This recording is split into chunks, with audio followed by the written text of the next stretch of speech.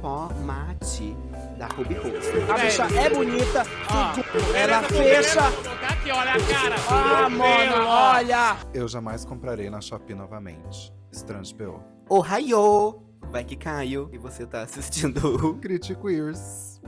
Solta a vinheta, DJ!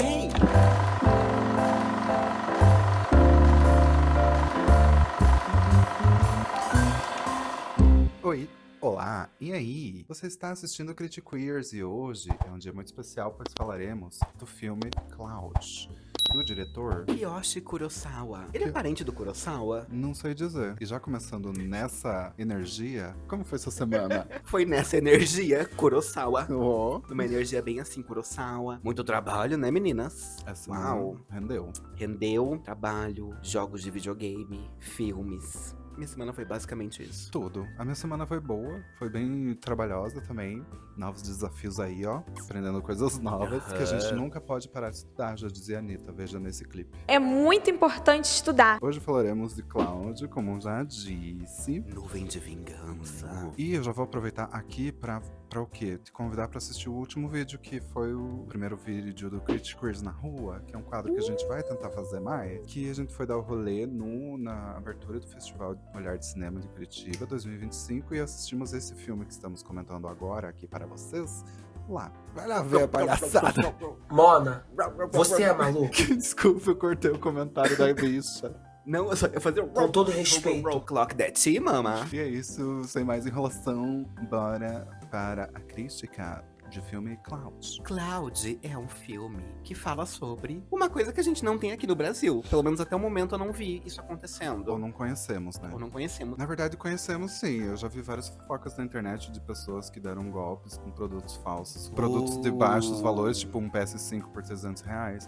E daí depois o povo ficou sabendo e invadiu a casa da pessoa. Tem imagens Tem imagens. Tem um ex-BBB preso, né? Por causa disso. Inclusive, então, olha, o Cláudio fala muito sobre o Brasil também. Clock that tea, mama. No filme, conhecemos Yoshi. E não é o do Mario. É um rapaz que trabalha numa fábrica de camisetas, né? Tem um trabalho ali meio, tipo, mais ou menos, que ele nem curte muito. Por mais que ele faz muito bem, né? Porque o chefe dele chama ele pra dar um aumento, assim, de cargo e financeiro e tal. Só que ele recusa, porque ele tem um outro trabalho. Que é o OnlyFans dele. Mentira. Ele compra produtos aleatórios. Tudo que você pode imaginar, desde design, roupas, sapatos, coisa de medicina. O que tiver vendendo ali barato, ele tá comprando. E dele revende com um alter ego num site por preços exorbitantes. E a pira dele, porque é meio que um fetiche que ele tem, eu acho.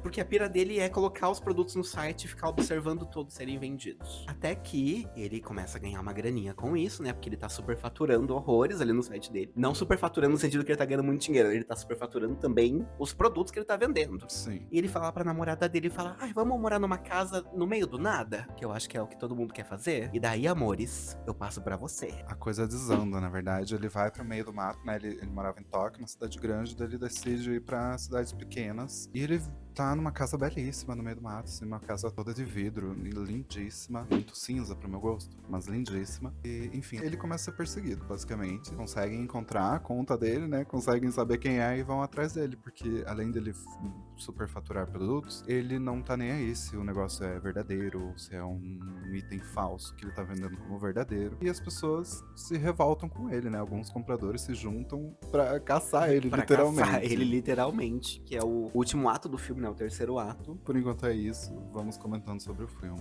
Tentar fazer uma coisa mais sem spoilers. Mentira, Talvez vai ter spoilers. Sim. spoiler. Vocês conhecem a gente. Primeiramente, eu acho que pra gente não é uma realidade muito parecida, mas a gente tem aí esses casos que a gente já citou. O que você achou do filme? Olha, vou ser bem sincero, viu? Porque quando o filme acabou, eu fiquei assim, que eu acabei de assistir, não entendi se é bom, se é ruim. Tipo, ele é de suspense, de ação, mas ele também é comédia, é uma realidade que eu não entendi, sabe? Eu fiquei meio assim, gente, que? Não que depois eu gostei, uau, nossa, gostei muito, mas eu gostei um pouquinho mais do que quando acabou o filme ali. Acho que depois, quando a gente discutiu um pouco sobre o filme, eu saí não gostando realmente. E você? Não é um filme ruim, mas, na minha opinião, um filme pra abrir um festival como Olhar de Cinema Por mais que o Kurosawa seja um diretor super conhecido no mundinho terror suspense, aí ele fez o Pulse, não a versão americana com a Kristen Bell, a versão, né, original ali japonesa. Então é um diretor que tem um nome. Só que quando você mistura muitos elementos dentro de um filme, pode dar super certo, como pode dar super errado. E no caso dele, eu não acho que deu nem certo nem errado. Ficou uma coisa amena. Eu já vou adicionar, não só para abrir um festival, mas também uma escolha do país para ser o filme a representar o país no Oscar.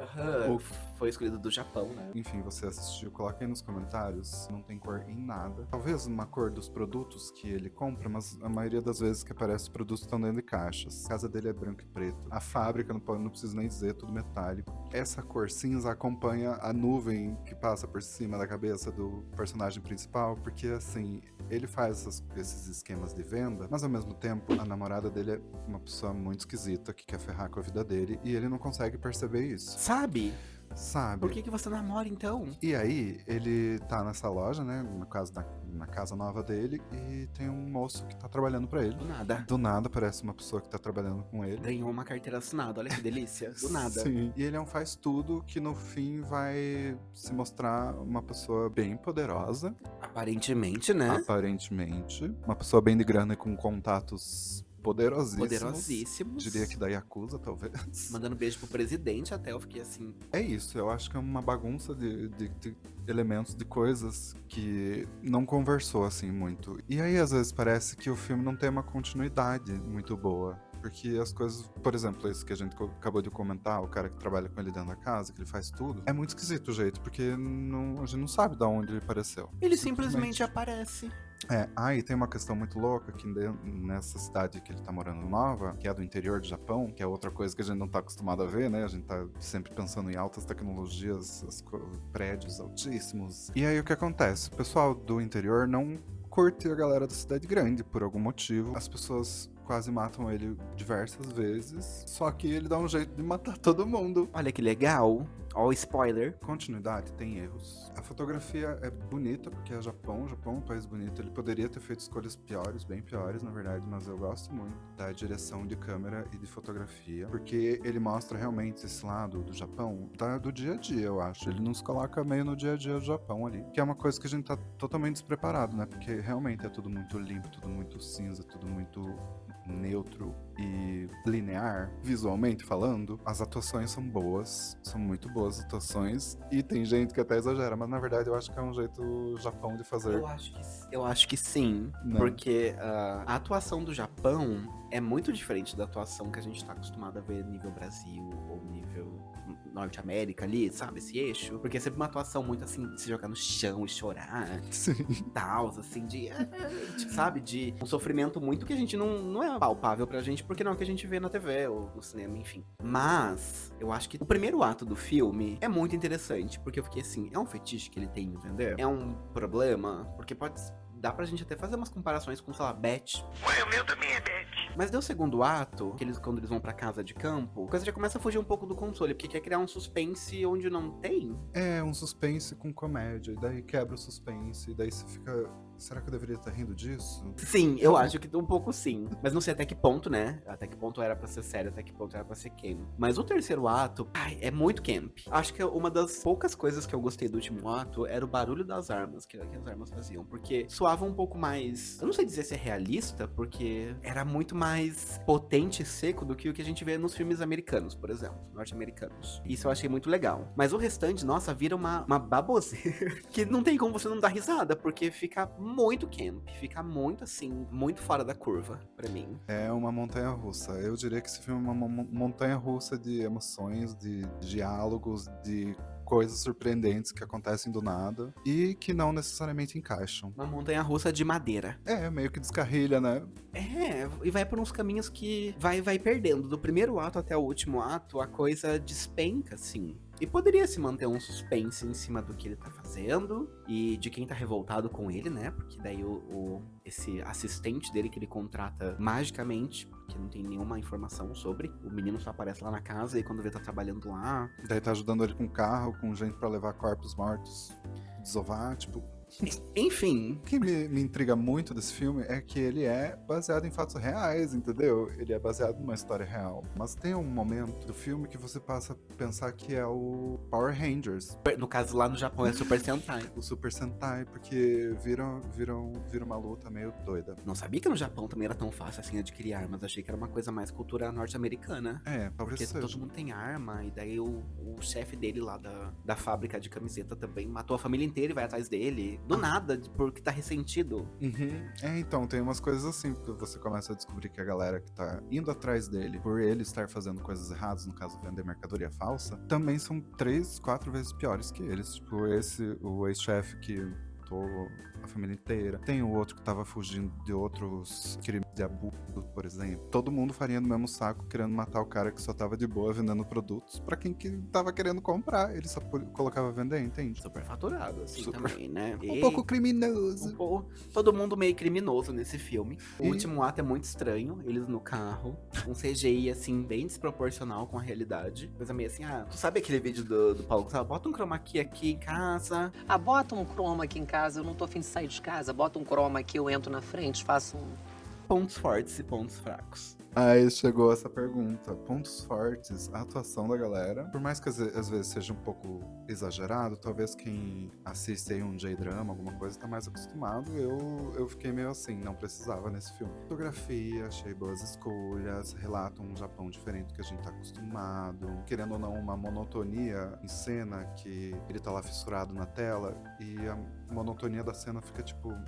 A emoção tá dentro da cabeça do ator. Ai, sei lá, essa sensação eu achei gostosa. Enfim, de resto, tipo, pontos fracos é que não tem uma linearidade da história. Você fica sem saber como muitas coisas chegaram ao ponto que estão. Falta entendermos coisas que aconteceram no filme. Por isso minha nota é 6 de 10. Copiando notas que a gente viu aqui antes. Eu gosto das atuações também. Eu acho que elas são, dentro da proposta do que deve ser, são bem ok. Eu acho que a primeira cena, quando ele coloca os produtos que ele comprou no site, ele fica sentado no escuro só com a luz do computador refletindo, muito bonita. Mas depois disso, nada mais me agradou. E a sua nota para fechar? Eu acho que eu dou um 4. 4? Um 4. Baixou mais ainda, é. O começo é muito empolgante, mas depois a coisa desanda. Não tive uma experiência também muito boa assistindo, porque tinha uma pessoa um pouco alta na minha frente. E como é um filme japonês, eu preciso ler a legenda. Mas assim, 4 tá, nossa, Um tá beijo, ótimo. coração, ó. Um beijo, coração. E é isso, gente. Comente aqui embaixo se você já assistiu o filme, qual é a sua nota, ou o que você achou desse vídeo também. Pode pôr qualquer coisa nos comentários. E também ajude a gente com um likezinho, se inscreva no canal, coloque o sininho ativado para receber todas as notificações e não esqueça de seguir o nosso Instagram, @critiquears_. E é nessa que a gente vai. Bisu, bisu! Folheado. Oh, oh, oh, oh.